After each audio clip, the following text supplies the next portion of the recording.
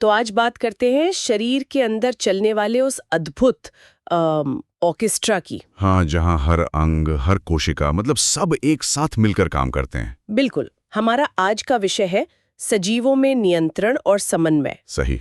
हमारे पास कुछ नोट्स और लेख हैं और हम कोशिश करेंगे समझने की कि हमारा शरीर और पौधे भी, हाँ, पौधे भी अपने अलग अलग कामों में तालमेल कैसे बिठाते हैं। ये वाकई में जानना बहुत दिलचस्प है कि ये सब होता कैसे है। हाँ, इसे महसूस करने के लिए सोचिए जैसे विराट कोहली का वो छक्का। हाँ।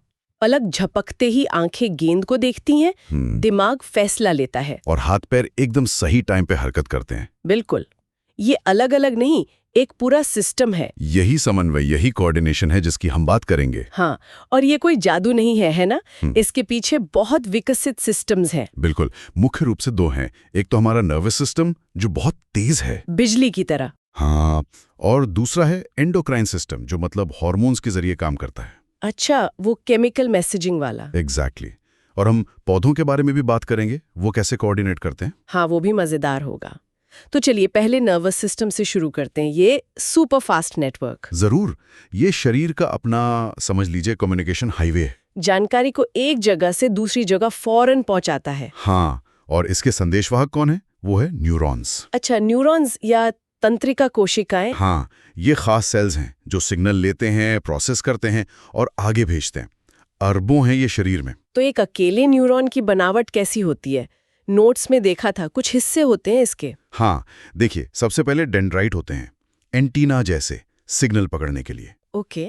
फिर सेल बॉडी जो मेन प्रोसेसिंग यूनिट है, उससे निकलता है लंबा सा एक्सॉन जो सिग्नल को दूर तक ले जाता है, एक तार की तरह।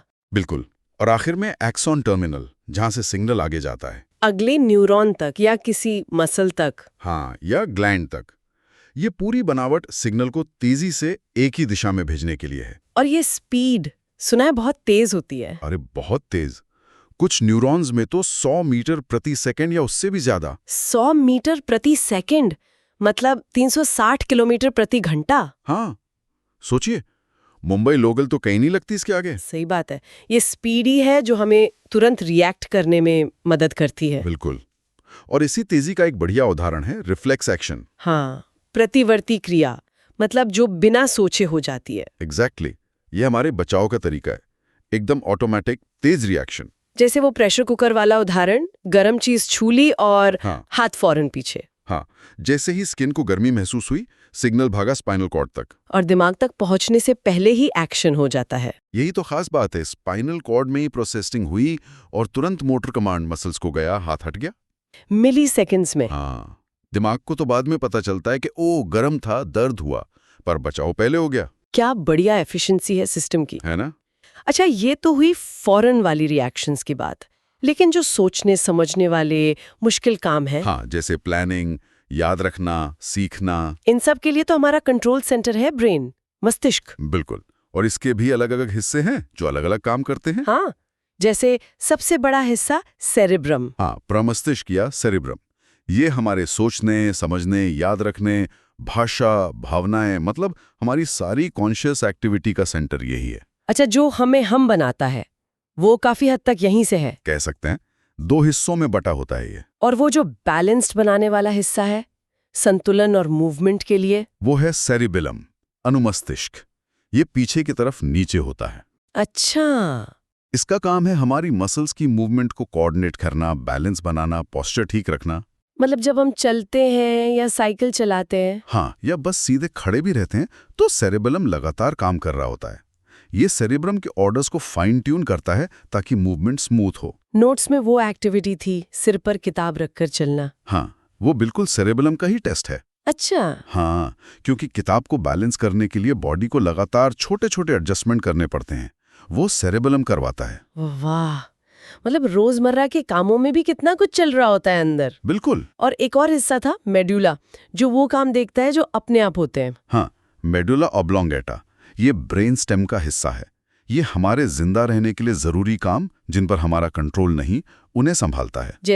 जैसे दिल का धड़कना, सांस लेना, ब्लड प्रेशर रेगुलेट करना, यहाँ तक कि छींकना, निगलना। ओह, मतलब ये सब ऑटो पायलट पर है। हाँ, सोचिए, अगर हमें हर सांस याद रखनी पड़ती मेडुला ये सब संभालता है।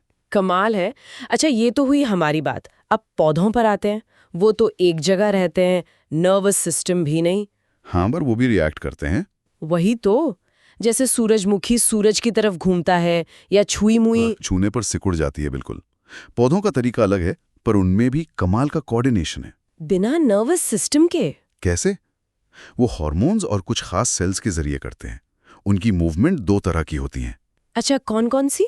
पहली है ट्रॉपिक मूवमेंट या अनुवर्ती गति। ये ग्रोथ पर आधारित है, मतलब पौधा स्टिमुलस की तरफ या उससे दूर बढ़ता है। जैसे वो सूरज वाला उदाहरण? हाँ, फोटोट्रॉपिज्म।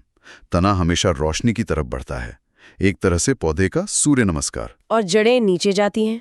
वो है जियोट्रॉपिज्म, गुरुत्वाकर्षण की तरफ, पानी और मिनरल्स के लिए, चाहे गमला उल्टा ही क्यों ना हो। अच्छा, और पानी की तरफ जाना? हाइड्रोट्रॉपिज्म, और वो बेल का लिपटना। हाँ, वो थिग्मोट्रॉपिज्म है, छूकर सहारे की तरफ बढ़ना।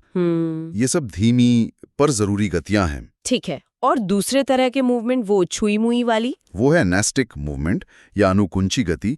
ये ग्रोथ पर आधारित नहीं होती। अच्छा। और ये स्टिमुलस की दिशा पर भी निर्भर नहीं करती, बस स्टिमुलस होने पर होती है। जैसे छुई मुई को छुआ तो पानी के प्रेशर में बदलाव से पत्तियां फौरन बंद हो जाती हैं। ओह, ये बचाव का तरीका हो सकता है? हो सकता है। या जैसे कुछ फूलों का रात में बंद होना, दिन में खिलना, वो भी नेस्टिक मूवमेंट है, लाइट या टेम्परेचर के जवाब में। मतलब पौधे भी अपने आसपास के माहौल को लेके काफी जागरूक हैं। बिल्कुल, वो अपने तरीके से रिएक्ट करते हैं। कमाल है। तो बिना नर्वस सिस्टम के भी कोऑर्डिनेशन हो रहा है। अब आते हैं शरीर के दूसरे सिस्टम पर, एंडोक्राइन सिस्टम। हाँ, जो केमिकल कोऑर्डिनेशन करता है हार्मोनों के जरिए। ये नर्वस सिस्टम से कैसे अलग है स्पीड में? हाँ, मुख्य अंतर स्पीड और असर की ड्यूरेशन का है। नर्वस सिस्टम बिजली की तरह तेज, छोटे समय के लिए। एंडोक्राइन सिस्टम धीमा है। धीमा? हाँ, ग्लैंड्स हार्मोन खून में छोड़ती हैं। खून से वो पूरी बॉडी में जाते हैं, पर असर सिर्फ टारगेट सेल्स पर करते हैं, जिनके पास सही रिसेप्टर हो। बिल्कुल, असर देर से शुरू होता है पर ज्यादा देर तक रहता है। अच्छा, तो ये लंबे समय वाले कामों के लिए है, जैसे ग्रोथ, मेटाबॉलिज्म। हाँ, विकास, चयापचय, मूड, रिप्रोडक्शन, इन सब के लिए एंडोक्राइन सिस्टम जरूरी है। तो कुछ मुख्य ग्रंथियों और उनके हार्मोनों की बात करते हैं, जैसे पिट्यूटरी। हाँ, पिट्यूटरी ग्लैंड दिमाग के नीचे होती है। इसे मास्टर ग्लैंड भी कहते हैं। मास्टर ग्लैंड क्यों? क्योंकि ये कई दूसरी एंडोक्राइन ग्लैंड्स को भी कंट्रोल करती है और खुद भी हार्मोन बनाती है, जैसे ग्रोथ हार्मोन। वृद्धि हार्मोन, नाम से ही पता चल रहा है। हाँ, ये शरीर की ग्रोथ, खासकर हड्डियों और मसल्स की ग्रोथ को कंट्रोल करता है। बच्चों की हाइट इसी पर निर्भर करती है। और थायराइड ग्रंथि, हाँ, जो देले में होती है। हाँ, थायराइड, ये थायरोक्सिन हार्मोन बनाती है। इसके लिए आयोडीन जरूरी है। अच्छा, आयोडीन। थायरोक्सिन शरीर के मेटाबॉलिज्म को कंट्रोल करता है, मतलब बॉडी एनर्जी कैसे यूज करती है। और भारत में इसका क्या कनेक्शन था? वो घेंगा रोग? हाँ, भारत में कुछ जगहों पर, खासकर पहाड़ी इलाकों में, पानी और मिट्टी में आयोडीन की कमी होती है। तो अगर खाने में आयोडीन कम हो तो थायराइड थायरोक्सिन नहीं बना पाती और सूज जाती है। उसे घेंघा या गोइटर कहते हैं। इसीलिए अब नमक में आयोडीन मिलाते हैं। अच्छा, ये बात है। अगली ग्रंथि एड्रीनल, ये कहाँ होती है? एड्रिनल ग्लैंड्स किडनी के ऊपर होती हैं, टोपी की तरह। ये बनाती है मशहूर हार्मोन एड्रिनालिन। एड्रीनलिन, वो लड़ो या भागो वाला? बिल्कुल, फाइट और फ्लाइट हार्मोन, जब कोई स्ट्रेस या इमरजेंसी होती है। जैसे एग्जाम का डर या एक्सीडेंट होते होते बचना। हाँ, तो ये ग्लैंड्स फौरन खून में एड्रिनालिन छोड़ती हैं। और तब बॉडी में क्या होता है? बॉडी एक्शन के लिए तैयार हो जाती है। दिल तेज धड़कता है, ज्यादा ऑक्सीजन के लिए। सांस तेज हो जाती है, ब्लड प्रेशर बढ़ जाता है। लिवर से ज्यादा ग्लूकोज खून में आता है, तुरंत एनर्जी के लिए। और पाचन जैसी चीजें धीमी हो जाती हैं, ताकि सारी एनर्जी लड़ने या भागने में लगे। एग्जैक्टली।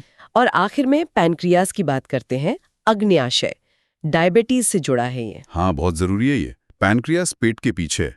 ये इंसुलिन हार्मोन बनाता है। इंसुलिन, इसका काम क्या है? इसका काम है ब्लड शुगर, मतलब ग्लूकोज लेवल को कंट्रोल करना। खाना खाने के बाद ब्लड शुगर बढ़ता है, तो इंसुलिन सेल्स को कहता है कि शुगर को यूज करो या स्टोर करो। बिल्कुल, ताकि ब्लड शुगर नॉर्मल रहे। अगर इंसुलिन कम बने या सेल्स ठीक से रिस्पॉन्ड ना करें तो ब्लड शुगर बहुत बढ़ जाता है, और वो डायबिटीज है। हाँ, जो आजकल बहुत आम है, भारत में भी। इन सबको याद रखने के लिए वो PTAB वाला तरीका था ना? हाँ, P से पिट्यूटरी, T से थायराइड, A से एड्रिनल, P से पैंक्रियास। एक आसान तरीका है। चलिए, तो आज हमने काफी कुछ समझ लिया। एक बार फटाफट रिवाइंड करें। जरूर। हमने देखा नर्वस सिस्टम, न्यूरॉन्स, ब्रेन के हिस्से, सेरिब्रम, सेरिबेलम, मेडुला और तेज रिफ्लेक्स एक्शन। फिर हमने पौधों का कोऑर्डिनेशन देखा, ट्रॉपिक मूवमेंट ग्रोथ वाली और नेस्टिक मूवमेंट बिना ग्रोथ वाली, जैसे फोटोट्रॉपिज्म और छुई मुई का सिकुड़ना। हाँ, और आखिर में एंडोक्राइन सिस्टम, हार्मोन्स वाला, पिट्यूटरी, थायराइड, एड्रिनल, पैंक्रियस और उनके काम। और वो शुरू वाला सवाल, गरम कप से हाथ क्यों अटता है?